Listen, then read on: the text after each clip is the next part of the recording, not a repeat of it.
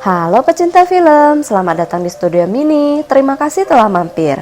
Kali ini Mimin melanjutkan serial Blood Ride episode 3 berjudul Bad Writer.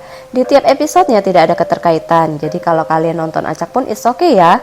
Film ini menceritakan bagaimana seorang penulis yang mencurahkan isi hatinya yang penuh kebencian. Tanpa berpanjang lebar lagi, mari langsung saja kita simak alur ceritanya. By the way guys, jangan lupa cemilan kopi tehnya disiapin ya, biar lebih seru.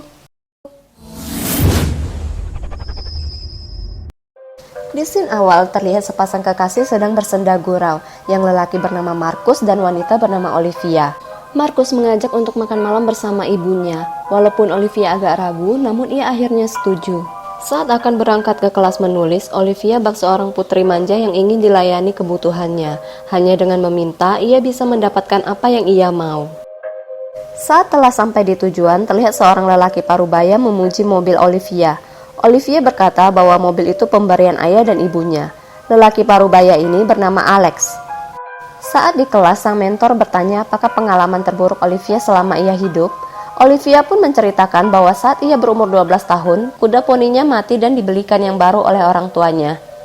Gak penting sih, tapi mentor itu berkata seorang penulis bebas menulis dan menghapus cerita mereka.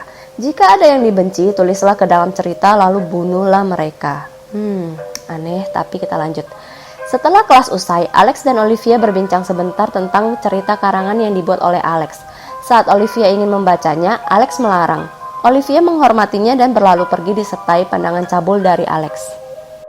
Saat sampai di rumah, Olivia mendengar julitan dari teman-teman tentang dirinya secara diam-diam. Julitan yang kasar, sadis, jahat. Mereka senang jika mempermalukan Olivia di depan umum, bahkan jika Olivia meninggoy. Mereka menganggap Olivia seperti anak putri yang suka pamer dan manja. Makin terkejut dan tidak percaya saat teman-temannya merencanakan pembunuhan terhadap dirinya. Olivia pura-pura baru pulang dan tidak mendengarkan apa yang dikatakan teman-temannya. Saat itu ia diajak piknik. Walaupun ia mengiyakan ajakan itu, namun wajahnya sangat ketakutan karena tadi ia mendengar bahwa ia akan dibunuh saat piknik. Saat Olivia ingin pergi, ia dicegat karena dicurigai mendengar rencana busuk mereka. Tanpa pikir panjang, Olivia menyiram ketiga temannya menggunakan air panas dan melarikan diri. Namun kuncinya terjatuh. Markus mengambil kunci mobilnya. Ia juga curiga pacarnya akan membunuhnya juga. Dengan sekuat tenaga, Olivia menusukkan kunci ke leher Markus. Saat berhasil melarikan diri, ia pun masuk ke dalam sebuah mobil, yang ternyata itu adalah mobil Alex. Saat menurunkan Olivia di kantor polisi, mata buayanya muncul lagi. Saat sedang menunggu, ketiga kawan iblis datang mencarinya. Karena antrian pengaduan masih panjang, ia pun melarikan diri dan berhasil lolos. Saat berlari, ia pun terjatuh dan melihat isi tasnya sendiri. Ia melihat tulisan-tulisan hasil karangan Alex yang tidak sengaja dibawanya. Ternyata kejadian buruk yang dialami Olivia adalah hasil tulisan Alex yang menjadi kenyataan. Olivia pun akhirnya sadar. Ia pun mulai menulis di komputernya. Apa yang ditulisnya menjadi kenyataan. Olivia menulis komputer Alex berubah menjadi monster, maka terjadilah. Olivia melabrak Alex. Di sini Alex mengatakan bahwa ia menyukai Olivia. Olivia mengembalikan jari Alex dan mereka ingin memulai cerita yang baik.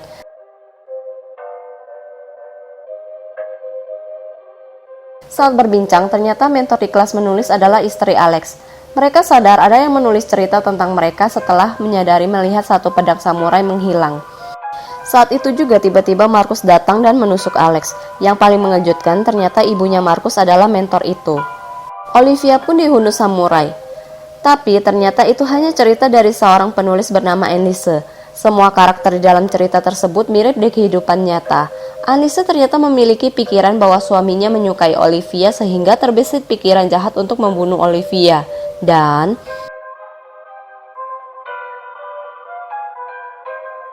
ia merasa bisa menghapus bagian tersebut. Namun dunia nyata adalah dunia nyata. Sirine polisi pun terdengar. The end. Nah, gimana menurut kalian? Apa pelajaran yang bisa diambil dari kisah ini? Kalau menurut Mimin, jangan dulu berprasangka buruk pada orang lain sebelum tahu kenyataan yang sesungguhnya, sehingga menyimpan dendam dan sakit hati yang berlebih. ujung-ujungnya akan mencelakai diri sendiri secara mental. Baiklah, sekian alur cerita Blood Ride episode 3. Nantikan episode selanjutnya ya. Terima kasih telah menonton. See you on the next video. Ciao!